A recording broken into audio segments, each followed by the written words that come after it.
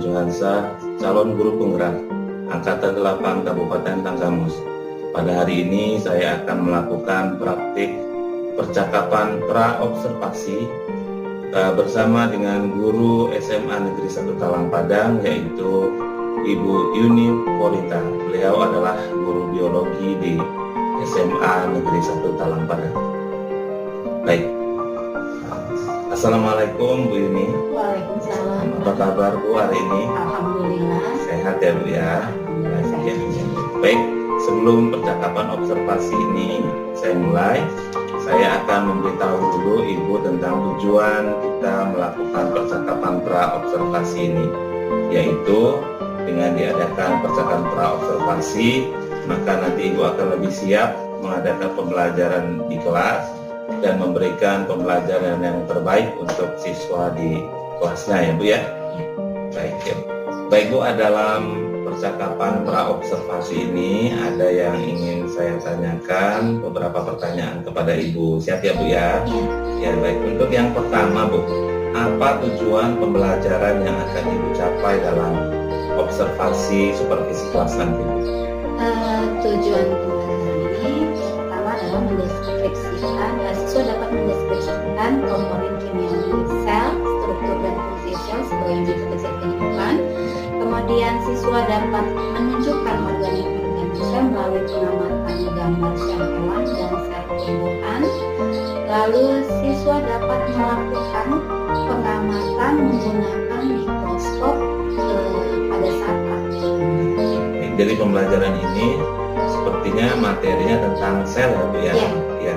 Untuk pertanyaan selanjutnya Bu, ini bagaimana dengan area pengembangan yang akan Ibu kembangkan nanti di area pengetahuan dan keterampilannya? Untuk area pengetahuan, nanti siswa memahami sejarah penemuan sel dan pengertian sel, serta mengetahui struktur susunan sel. Dan untuk area keterampilan, siswa dapat melakukan pengamatan menggunakan alat mikroskop untuk mengamati komponen organel di dalam sel.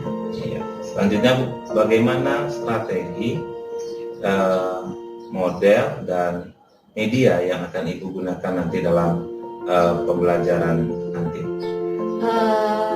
Strategi yang akan digunakan adalah melakukan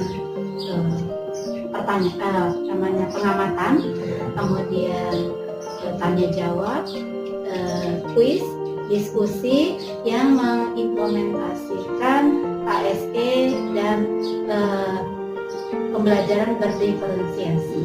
Jadi untuk medianya menggunakan laptop, kemudian juga menggunakan alat-alat praktikum seperti mikroskop dan preparat sel hewan dan sel tumbuhan. Lalu model pembelajaran yang saya gunakan Discovery Learning. Ya, untuk kira-kira kapan itu pembelajaran ini akan kita adakan?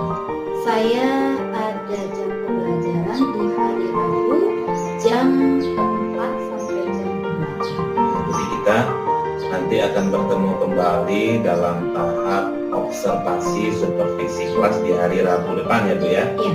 Iya, di jam ke 4 sampai jam ke-8. Jam 4 sampai jam ke-8. Baiklah Bu ya. Setelah diadakan pra-observasi ini, alur kita yaitu nanti observasi kelas, selanjutnya nanti pasca observasi, di mana pasca observasi ini nanti kita akan didampingi oleh pengajar praktik ya Bu. Nanti itulah alur kita yang akan kita laksanakan dalam tahap ini. Baiklah Bu, sebelum percakapan pra-observasi ini kita akhiri, apa yang Ibu dapatkan setelah percakapan pra-observasi ini? Setelah percakapan pra-observasi ini, saya lebih menyiapkan metode-metode pembelajaran dan nanti melakukan supervisi. Iya, jadi Ibu lebih siap ya Bu nanti untuk dilakukan supervisi kelas sehingga Ibu dapat melakukan supervisi kelas dengan baik nanti ya Bu ya. Mudah-mudahan nanti Ibu sukses dalam supervisi kelasnya. Amin ya Bu ya. Baiklah Bu, Sampai jumpa nanti kita di tahap supervisi kelas, observasi supervisi kelas, dan nanti di pasca observasi. Jadi terima kasih atas kesediaan Ibu dalam percakapan observasi ini. Baik Bu, Assalamualaikum. Waalaikumsalam.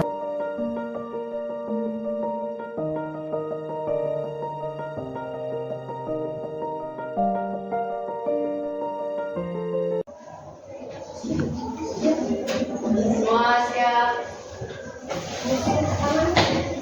Doa mulai.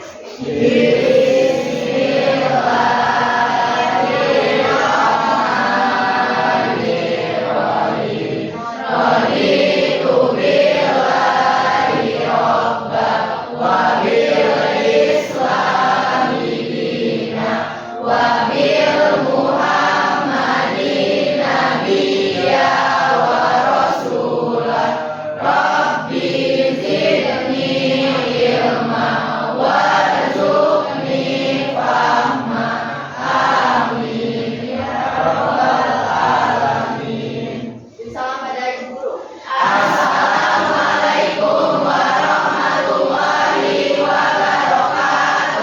Waalaikumsalam warahmatullahi wabarakatuh. Apa kabarnya? Jadi kita lihat dulu ya kehadirannya ya. Siapa yang tidak hadir? Fitran Azulman, Muhammad Farhan, dan Fitran Musa. Yang lain hadir?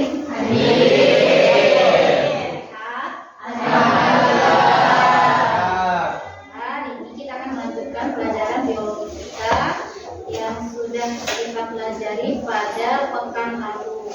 Pada pertemuan yang lalu kita sudah mempelajari tentang sel. Ingat ya? Pengertian sel, kemudian komponen sel, ya. Ibu tanya dulu deh. Siapa yang masih ingat peneliti atau ilmuwan yang menemukan atau mengidentifikasi dan memahami tentang penelitian sel? Ya, siapa? Siapa aja penelitinya? Robert Hauke mengatakan bahwa sel adalah ruangan kecil yang dibatasi oleh membran yang di dalamnya terdapat cairan. Protoplasma sendiri terdiri dari plasma sel, sitoplasma, dan inti sel nukleus. Ya, benar atau salah? Benar. Berdiri ya jawabnya ya, menyebutkan nama. Siapa lagi yang mau menjelaskan pengertian tentang sel menurut ilmuwan lainnya? Silakan. Masih ada? Oke, dari yang dipelajari masih ingat pengertian sel secara keseluruhan? Sel adalah boleh berdiri, siapa tentang? Silakan berdiri. Perkenalkan, saya Luciana Fitri. Sel merupakan unit struktural dan fungsional terkecil makhluk hidup. Sel sebagai unit struktural terkecil berarti bahwa sel merupakan penyusun yang mendasar bagi tubuh makhluk hidup. Sel tidak dapat dibagi-bagi lagi menjadi bagian yang lebih kecil dan dapat berdiri sendiri. Oke, tentang dulu.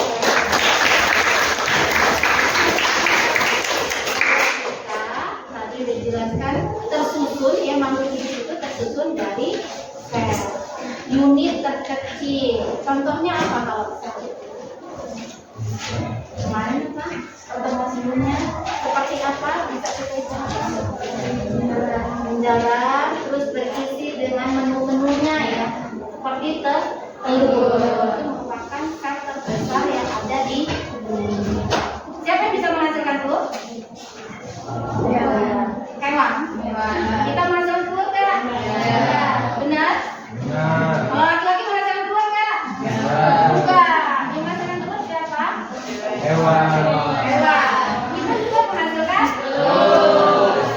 Sekarang kita bayangkan telur itu seperti apa? Bulat-bulat. Ada cangkangnya ya. Terus ada apa lagi ketika dipecah telurnya? Ada isinya. Apa aja isinya? Ada apa lagi?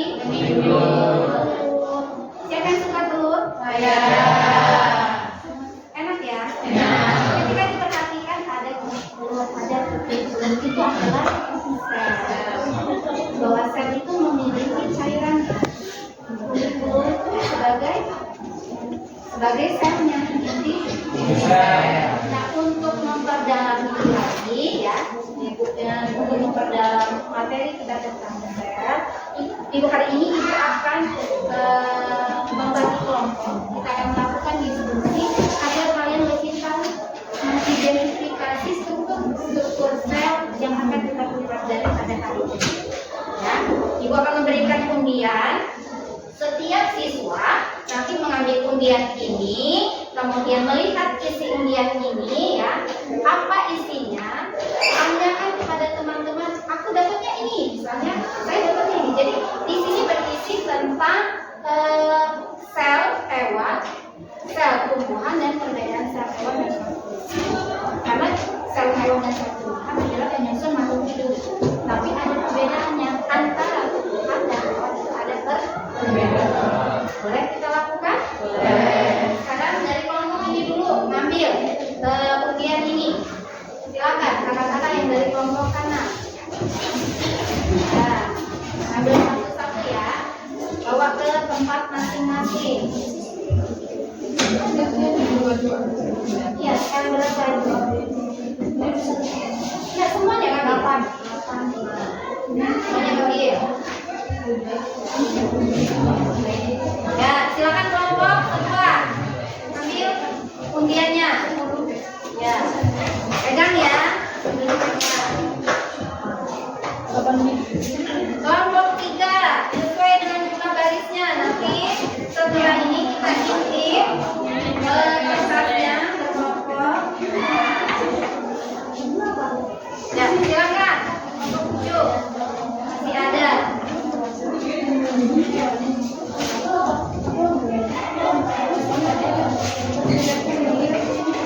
Lagi, masih ada lagi yang belum kebagian. Sudah? Sudah, kita lihat ya hasilnya ya. Dibuka lah undiannya. Cek.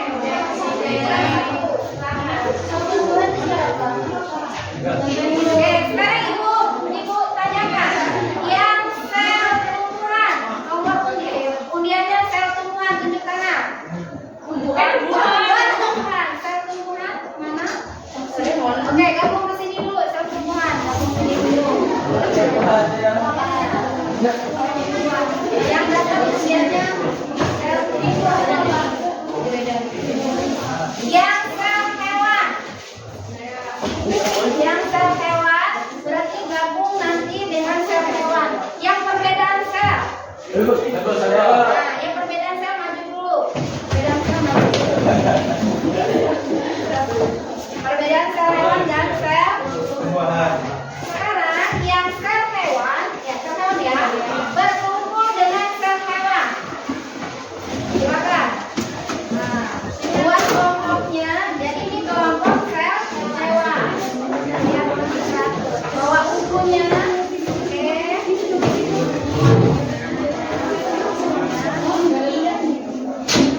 Ya, gabung dulu ya. Sekarang sel tumbuhan maju, ambil tempat, posisikan untuk tempat berdiskusi. Silakan. Sel tumbuhan maju, ambil tempat, posisi, bawa bukunya,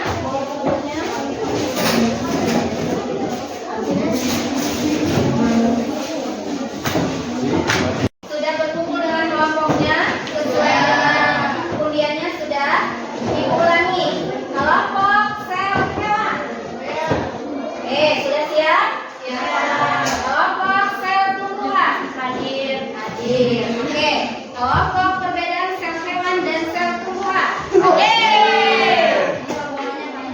Baik. Sudah siap dengan perangkatnya, buku catatan, buku gambar, dan buku paketnya ya. Buku paket biologinya sudah siap sebagai sumber kita nanti cari referensinya. Sudah? Ya. Ibu akan membagikan lembar kerja setiap kelompoknya. Nanti apa perintahnya yang ditugaskan dari pembagian kerja ini dilihat dari lembar kerja diskusi, ya.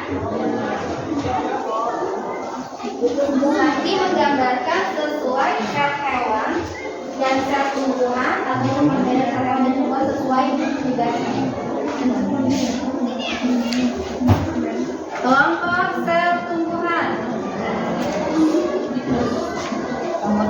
kelompok perbedaan sel.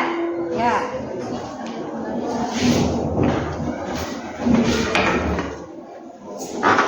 Silakan bekerja berdasarkan petunjuk dari LKPD tersebut. Silakan.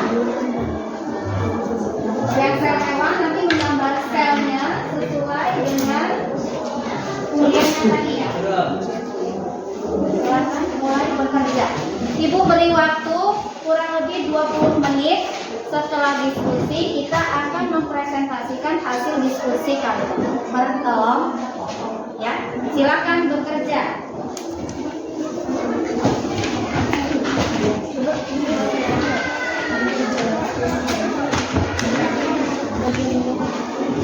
Ada yang gambar, ada yang nulis materi ya. Ada yang gambar.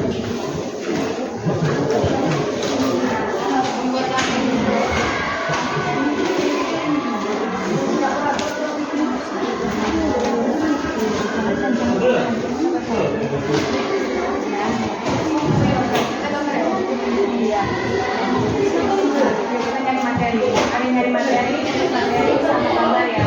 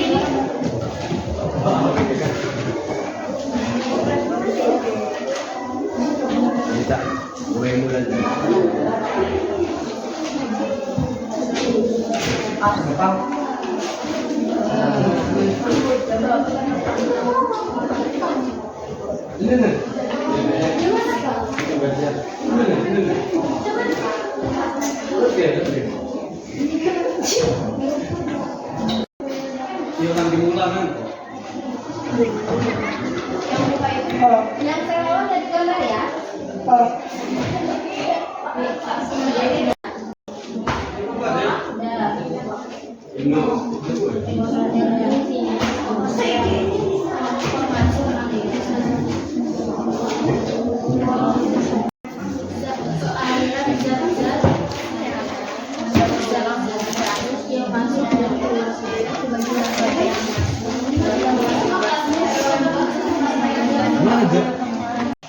Waktunya sudah habis, sudah dipersiapkan ya. Kita akan masuk ke tahap presentasi.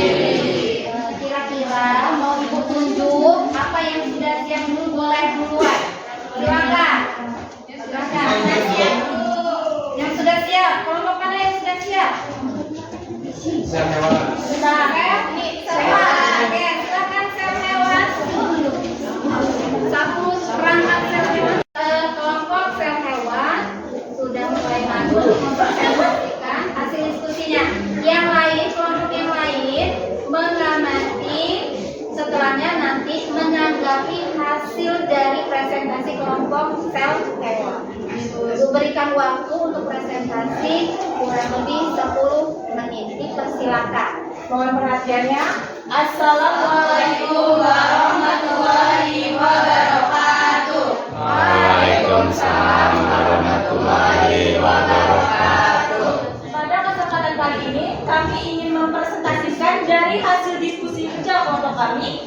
Kami akan memaparkan struktur penyusun sel hewan, yaitu 1. Ribosom. Ribosom merupakan struktur unit gabungan protein dengan RNA ribosom.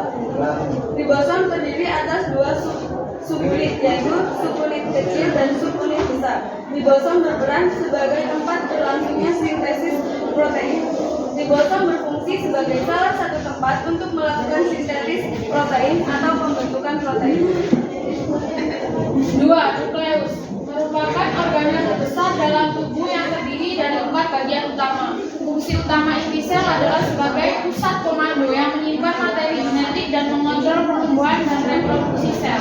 Nukleus bertanggung jawab untuk pengumpulan dan transkripsi RNA, khususnya asam nukleat, ribosom atau rRNA.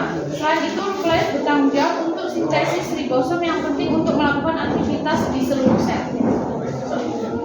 Sitoplasma adalah cairan sel yang berada di luar membran inti. Sitoplasma berfungsi untuk sumber bahan kimia, penting bagi sel dan tempat terjadinya reaksi metabolisme.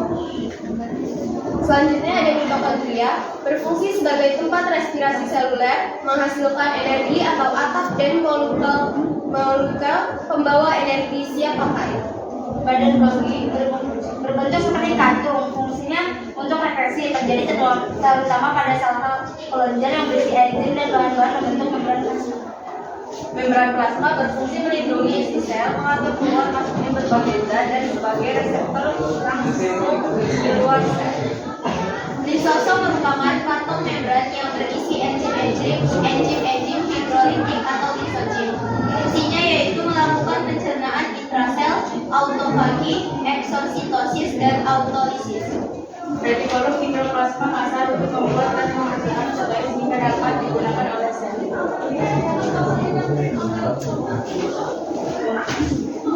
Retikulum endoplasma halus berfungsi untuk menghasilkan karbohidrat dan lemak.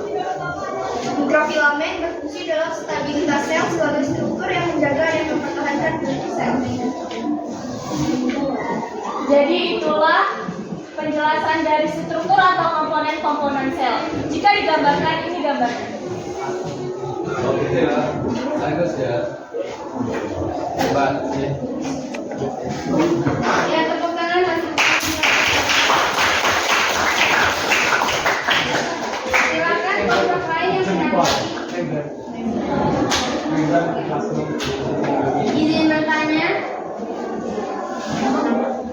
Perkenalkan, nama saya Gajah Kalimko dari kelompok 3.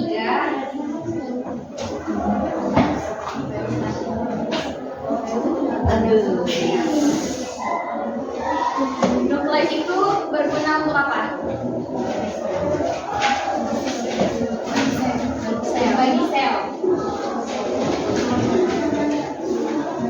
Izin menjawab pertanyaan Azra kelompok 3. Ya. Nukleus bertanggung jawab untuk pengumpulan dan transkripsi RNA, khususnya asam nukleat ribosom atau rRNA. Selain itu, nukleus bertanggung jawab untuk sintesis ribosom yang penting untuk melakukan aktivitas di seluruh sel. Ya, baik, benar. Terima kasih atas pertanyaannya. Oke, terima kasih. Tepuk tangan dulu. Silakan pertanyaan. Silakan, yang belum jelas boleh ditanyakan. Izin memperkenalkan diri, saya Berliana Anggraini dari kelompok 2. Izin bertanya, lisosom itu berfungsi untuk apa? Izin menjawab pertanyaan Berli, lisosom berfungsi melakukan pencernaan intrasel, autofagi, eksositosis, dan autolisis. Terima kasih. Masih ada? Cukup. Terima kasih kepada kelompok sel hewan. Kita berikan aplaus dulu.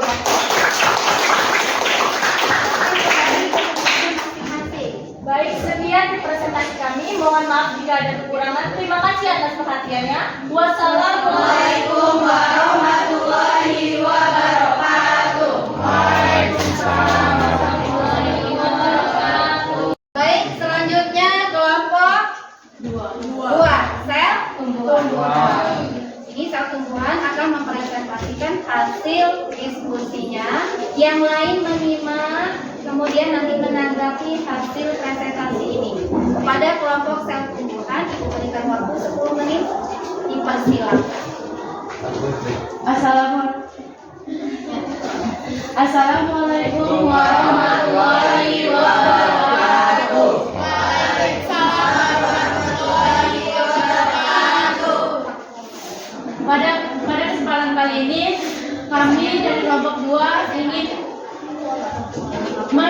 mempresentasikan hasil dari diskusi kami yang akan memaparkan tentang struktur sel tumbuhan.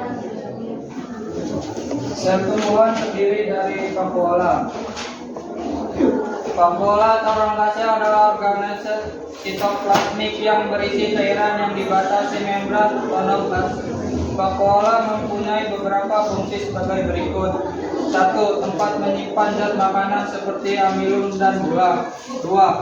Memasukkan air melalui tonoplas untuk membangun soliditas sel bersama dinding sel. 3. Menyimpan pigmen. 4. Menyimpan minyak asiri. 5. Tempat menimbun sisa metabolisme dan metabolit sekunder seperti CA, oksalat, tanin, getah, karet, dan alkaloid. 2. Dinding sel berfungsi membentuk dan melindungi isi sel. Ribosom merupakan struktur unit gabungan protein dengan RNA ribosom, disingkat RNAR. Ribosom terdiri atas 2 subunit, yaitu subunit kecil dan subunit besar. Ribosom berperan sebagai tempat langsung sintetis protein. Kloroplas, yaitu plasmida yang mengandung klorofil dan pigmen fotosintetik lainnya. Kloroplas berfungsi sebagai tempat berlangsungnya fotosintesis. Membran plasma berfungsi melindungi inti sel, mengatur keluar masuknya berbagai zat dan sebagai reseptor saling di luar sel. Fungsi mitokondria, pusat pembakaran atau pernapasan atau respirasi sel. Membran sel. Membran sel fungsinya mengatur aliran zat-zat yang masuk dan keluar sel. Badan Golgi berfungsi untuk membantu pembentukan protein dan mengeluarkan zat keluar sel. Dan ini hasil gambar kerja kelompok kami.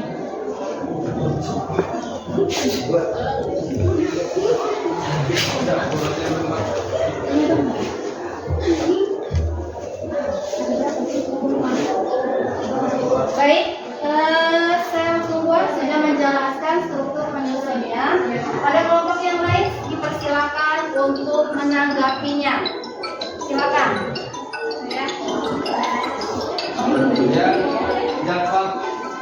Ya. Izin memperkenalkan diri, nama saya Julia. Jawabannya dia dari kelompok 3. Ini bertanya, dinding sel bagi tumbuhan berfungsi sebagai apa? Baik, izin menjawab pertanyaan dari Julia Uranedia. Dinding sel itu berfungsi untuk membentuk dan melindungi isi sel. Baik, ingin bertanya apa? Saya izin memperkenalkan diri, nama saya Firalda Faudia dari kelompok sel hewan. Izin bertanya, vakuola bagi tumbuhan berfungsi untuk apa? Izin menjawab pertanyaan dari Java dari kelompok 1. Vakuola mempunyai beberapa fungsi sebagai berikut. 1. Tempat menyimpan zat makanan seperti amilum dan gula. 2. Memasukkan air melalui tonoplas untuk membangun soliditas sel bersama dinding sel. 3. Menyimpan pigmen. 4. Menyimpan minyak asiri. 5. Tempat menimbun sisa metabolisme dan metabolit sekunder seperti CA, oksalat, tanin, getah, karet, dan alkaloid. Saya.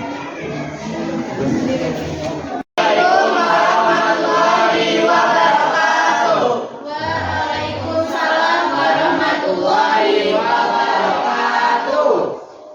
Kami dari kelompok 3 akan mempresentasikan hasil diskusi kami tentang mengulas kembali perbedaan sel seperti bagian sel dan terdapat pada apa saja serta fungsi sel. Bagian-bagian sel yang pertama adalah dinding sel. Terdapat pada tumbuhan dan fungsi tersebut adalah membentuk dan melindungi sel-sel. Yang kedua adalah selaput sel. Terdapat kepada hewan serta tumbuhan. Fungsinya adalah mengatur keluar masuknya zat dan membungkus isi sel. Yang ketiga, inti sel. Terdapat pada hewan serta tumbuhan. Fungsinya adalah mengatur dan mengendalikan semua aktivitas sel. Bagian sel nomor 4, plastisida atau kloroplas. Terdapat pada tumbuhan. Fungsinya adalah tempat fotosintesis. 5. Vakuola terdapat pada bagian tumbuhan yang berfungsi sebagai tempat fotosintesis. 6. Mitokondria terdapat pada bagian hewan dan tumbuhan yang berfungsi sebagai pusat pembakaran atau penapasan. Respirasi sel. 7. Lisosom yang terdapat pada hewan yang berfungsi mendaur ulang benda-benda asing yang terdapat dalam sel. Badan Golgi terdapat pada hewan dan tumbuhan berfungsi untuk membantu pembentukan protein. Yang 9. Retikulum terdapat pada hewan dan tumbuhan berfungsi membantu pembentukan protein. Ribosom terdapat pada hewan dan tumbuhan berfungsi untuk mengeluarkan zat keluarnya sel. Baiklah, itu adalah penjelasan dari kami. Apakah ada yang tidak jelas dan ada yang ingin ditanyakan? Perkenalkan, nama saya Desi Fiona. Pertanyaannya, apakah tumbuhan mempunyai lisosom?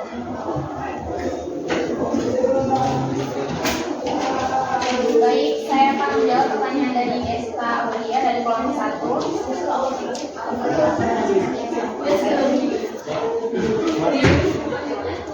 Jadi, tadi apa pertanyaannya?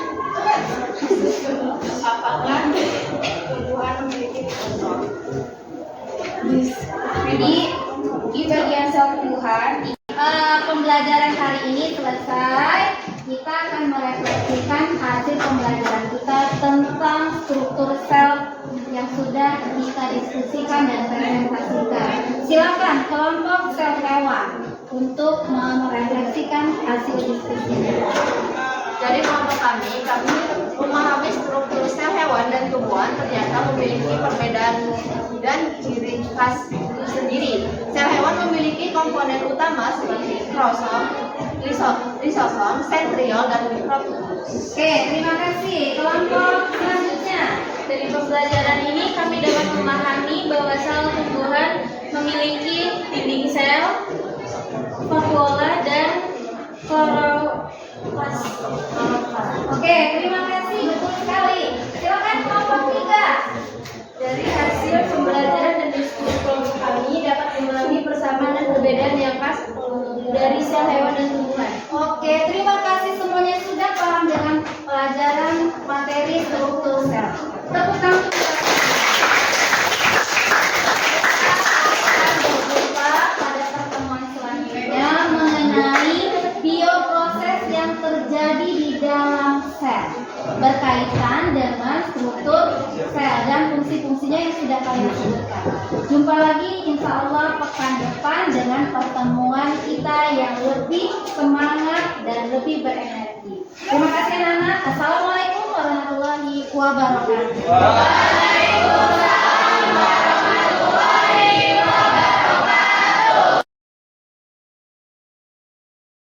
Assalamualaikum warahmatullahi wabarakatuh. Saya Roni Johansa, CGP Angkatan 8 Kabupaten Tanggamus. Pada siang hari ini akan melakukan percakapan pasca observasi. Sudah bersama saya pada siang hari ini Ibu Siti Rohamah sebagai pengajar praktik dan Ibu Yuni Porita sebagai guru yang diobservasi. Selamat siang Bu Yuni. Selamat siang. Baik, apa kabar Bu? Sehat? Alhamdulillah sehat.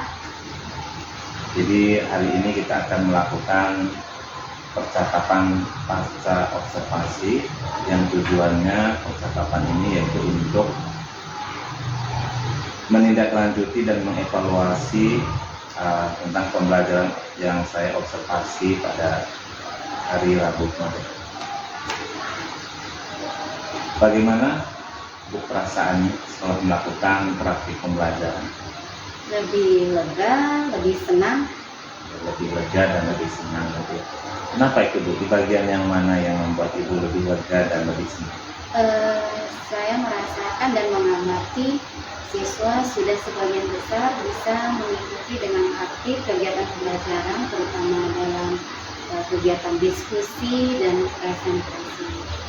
Tapi masih ada sebagian siswa yang belum bisa fokus untuk bisa terlibat dalam kegiatan pembelajaran, terutama di diskusi. Tapi hanya sebagian kecil saja. Jadi sebagian kecil siswa memang kurang fokus ya. Iya. Baik Bu, di sini saya akan menyampaikan Bu hasil observasi yang sudah saya lakukan. Ibu bersedia menerima hasil observasi? Iya. Baik, sesuai dengan kesepakatan kita nih di observasi, kita minta untuk dilihat di bagian pembelajaran KSE dan pembelajaran berdiferensiasi ya. Boleh saya menyampaikan hasil yang sudah saya peroleh Bu? Silakan. Di sini Ibu yang pertama tentang pembelajaran berdiferensiasi ya.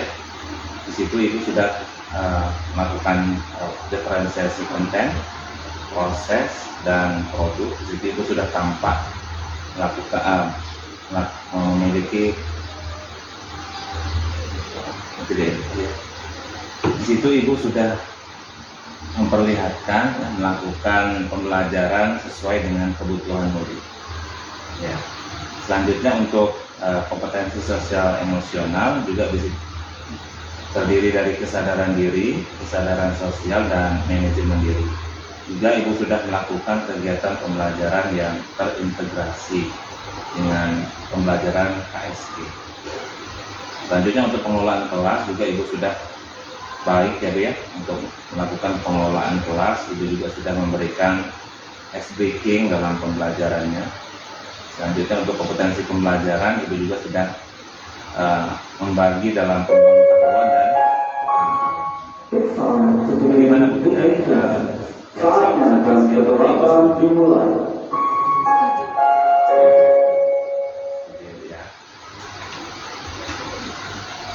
setelah saya observasi Ibu tadi mengatakan bahwa setuju loh ya. Nah jadi untuk saat ini apakah Ibu bersedia jika saya memberikan umpan balik mengenai hal-hal yang perlu dikembangkan Ibu ke depan? Silakan. Baik Bu, menurut observasi yang saya lakukan kemarin, Ibu bisa lebih mengembangkan kepada alat pembelajarannya dia LCD mungkin belum Ibu gunakan kemarin. Dan kemarin itu kan berhubungan dengan sel tumbuhan dan sel hewan ya Bu ya. Mungkin kalau langsung dibawa contohnya mungkin akan lebih baik. Bagaimana tanggapannya? Untuk pertemuan pada saat di supervisi itu memang tidak menggunakan media LCD karena memang pada pertemuan sebelumnya itu sudah dilakukan. Jadi di sini siswa mengamati hasil pengamatan mereka melalui gambar seperti itu. Tapi untuk pertemuan selanjutnya berkaitan dengan materi yang memang dia harus menggunakan media yang lain, nanti akan saya upayakan menggunakan media-media yang lain untuk mendukung dalam proses pembelajaran. Ya, jadi Ibu akan memberikan menggunakan video LCD ya di pertemuan selanjutnya. Iya. Menurut Ibu, apakah proses pembelajaran yang sudah dilakukan itu sesuai dengan rencana yang sudah Ibu buat? Menurut saya sudah mencapai sesuai rencana yang sudah dibuat sebelumnya. Untuk hal-hal yang mungkin tidak memuaskan atau hal-hal yang memuaskan tadi, apa yang akan Ibu lakukan? Untuk peserta didik, terutama ada beberapa hal yang saya amati, ada beberapa siswa yang belum bisa fokus dalam pembelajaran, masih ada yang ngobrol, kemudian bermain-main, tapi itu hanya sebagian kecil. Nah, yang lebih banyak lagi siswa sudah banyak terlibat aktif dalam kegiatan pembelajaran. Upaya saya pada siswa yang memang belum fokus ini, saya akan melakukan pendekatan individual, mengamati secara langsung dan juga mengajak mereka untuk berbicara dan mendiskusikan mengapa belum bisa fokus dalam pembelajaran ini. Jadi Ibu akan menggali ya Bu ya, masalah yang menghadapi siswa, apa yang membuat mereka kurang fokus gitu deh. Baik Bu, pertanyaan selanjutnya Bu, menurut Ibu bagaimana ketercapaian kompetensi yang sudah didapatkan oleh Ibu? Kalau diukur secara jumlahnya mungkin ketercapaiannya baru mencapai 75%. 75%. Iya. Dan mungkin bisa meningkat lagi ya, Bu. Iya. Semoga nanti bisa ditingkatkan lagi. Bagaimana cara Ibu mengatasi kesulitan yang siswa lakukan, yang menurut pengamatan Ibu?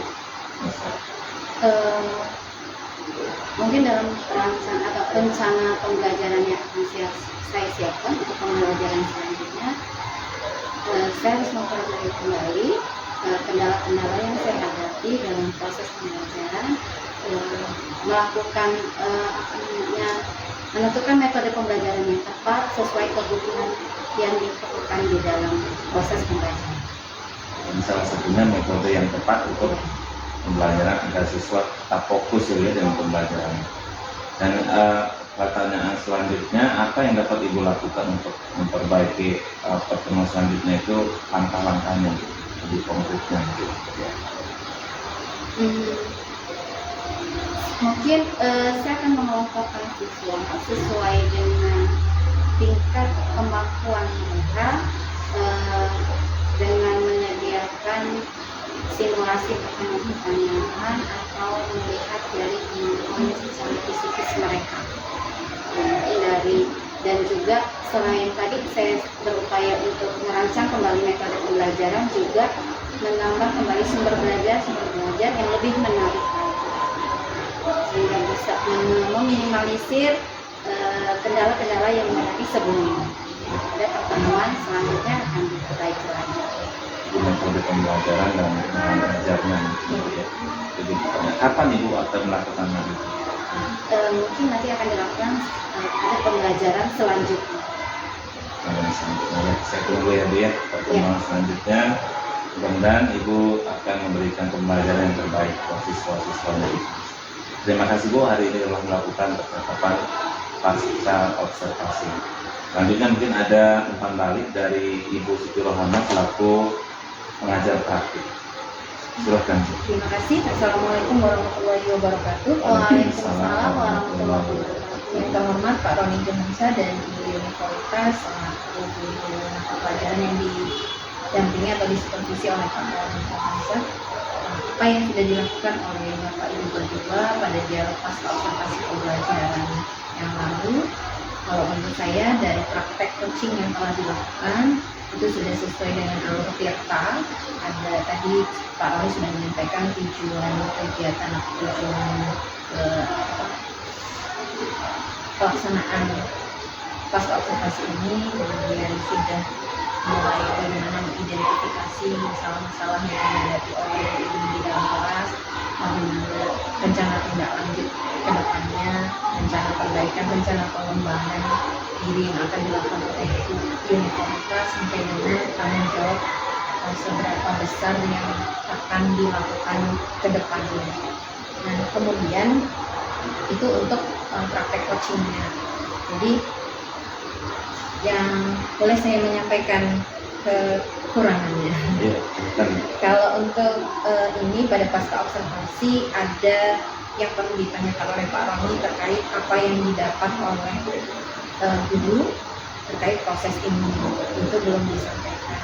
Jadi tujuan kegiatan supervisi berbasis coaching ini adalah ketika si guru yang disupervisi itu tidak merasa seperti zaman dulu kalau orang disupervisi itu sudah merasa ketakutan, tapi kalau dengan seperti ini jadi kita sebagai guru itu bisa melihat apa kekurangan kita. Kalau kita melihat kekurangan sendiri kan agak susah, maka kita meminta orang lain untuk melihatnya. Biasanya bisa lebih terlihat. Karena kalau kita lagi ngajar tidak bisa melihat apa kekurangan yang ada pada diri kita. Tapi si observer itu bisa menyampaikan kebaikan-kebaikan atau yang baik-baik yang sudah dilakukan, berarti perlu dipertahankan, dan yang kekurangan itu bisa dikembangkan kembali. Bagaimana caranya? Yang mengembangkan adalah guru yang disupervisi. Itu harapan supervisi untuk proses coaching ini seperti itu. Apakah nantinya bisa berjalan atau tidak tergantung kita. Jadi mudah-mudahan dengan adanya kegiatan supervisi ini kegiatan pembelajaran di kelas lebih menyenangkan, guru juga bisa memanfaatkan fasilitas yang ada dengan sebaik-baiknya hingga bisa mencapai tujuan pendidikan dan kegiatan pembelajaran di kelas lebih menyenangkan dan berpihak pada murid. Itu saja Pak Roni, Bu Doni yang bisa saya sampaikan. Terima kasih. Wassalamualaikum warahmatullahi wabarakatuh. Terima kasih kepada Ibu Siti Rahma, terima kasih atas umpan balik yang diberikan. Nah itu Ibu Yuni tadi sudah diberikan umpan balik oleh Ibu Siti Rahma. Jadi memang saya tadi belum menanyakan apa yang Ibu dapatkan dari pembelajaran ini. Silahkan mungkin bisa dijelaskan. Ya, dengan kegiatan ini atau proses supervisi ini saya merasa senang.